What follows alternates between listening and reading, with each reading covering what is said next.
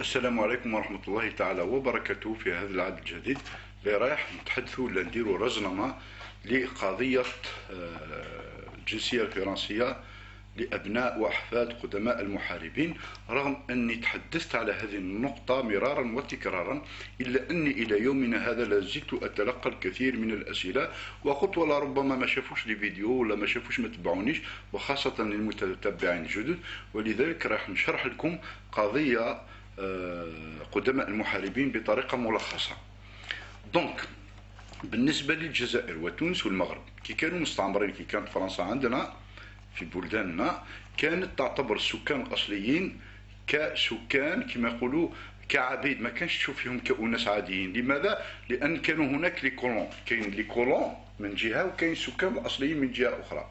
ولكن السكان الأصليين كانت تنظر إليهم بنظرة واحدة، يعني ما تفرقش بين عسكري ومدني. مثلا واحد اونسيان كومباتون دار الحرب، سواء كان مجند ولا بار فولونتير ولا كان عسكري ولا كان جندارم ولا كان حارس سجون ولا كان شرطي، يعني كان لابس الزي العسكري، فكان تشوف فيه نفس المدني، نفس الفلاح، نفس الخدام في البلدية، كادر في البلدية ولا قاضي ولا بشاغة ولا قايد. المهم كان تشوفهم من السكان الأصليين.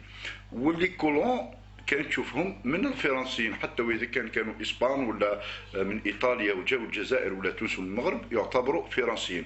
ولذلك قسمت القانون الى قسمين في هذه الدول، دارت قانون مشترك ودارت قانون مدني.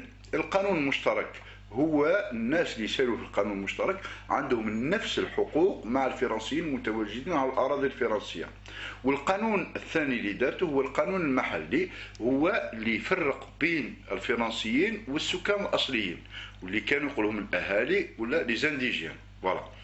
دونك انت كشاب وباباك ولا جدك كان عسكري، كان اونسيان كومباتون، ولا كان بوليسي، ولا كان كما يقولوا جندارم، ولا كان قايد، ولا كان بشاغة، لازم عليك تبحث عن الوضعية القانونية تاعو. هل كان ينتمي إلى القانون المشترك أو ينتمي إلى القانون المحلي؟ لماذا؟ لأن السكان الأصليين في الأصل أيضا منقسمين إلى قسمين، كاين فيهم اللي يسال في القانون المشترك وكاين فيهم اللي يسال في القانون المحلي. شكون هما اللي يسالوا في القانون المشترك؟ اللي يسالوا في القانون المشترك هم الأشخاص اللي عندهم مرسوم تجنس ولا حكم تجنس. كيفاه قدر أنه يصبح من القانون المشترك؟ القانون ماهوش واضح في تعريفاته ولا في شرحه، لان لي زونسيان كومباتون ما عندناش قانون يقول بلي لي زونسيان كومباتون تلقائيا جميعهم اصبحوا يستفيدون من القانون المشترك واصبحوا فرنسيين لانهم ساهموا مع الجيش الفرنسي. لا وجود لقانون، وانما كاين احتمالات كثيره تقول انه الناس اللي شاركوا مع الجيش الفرنسي تم كما يقولوا تجنيسهم تلقائيا بدون علمهم، وهذا عباره عن احتمالات وعباره عن اجتهاد لنا احنا كمختصين في القانون، ولكن لا وجود لقانون واضح يقول لك باللي تم تجنيسهم تلقائيا. بالنسبه للقياد والبشاغة، يعني الفكرة ولا النظرة تاعنا هي أنه لا يمكن أخذ منصب مهم جدا مثل منصب قائد ولا بشاغة ولا مسؤول ولا قاضي ولا إداري ولا إطار في مع الدولة الفرنسية آنذاك وأنت ماكش فرنسي. الشيء هذا يخلينا نحطوا احتمال أنهم تم تجنيسهم سواء عن طريق حكم أو عن طريق مرسوم. ولكن الاحتمالات احنا نقسمهم على قسمين. كاين امكانيه انه وخاصه المنتمين الى الجيش الفرنسي سواء ابلي دار لا بريمير غير مونديال، لا دوزيام غير مونديال، لا غير داندوشين ولا حرب الجزائر، ولا شارك الى جنب الجيش الفرنسي، يقول كاين احتمال كبير انه يكون عنده مرسوم.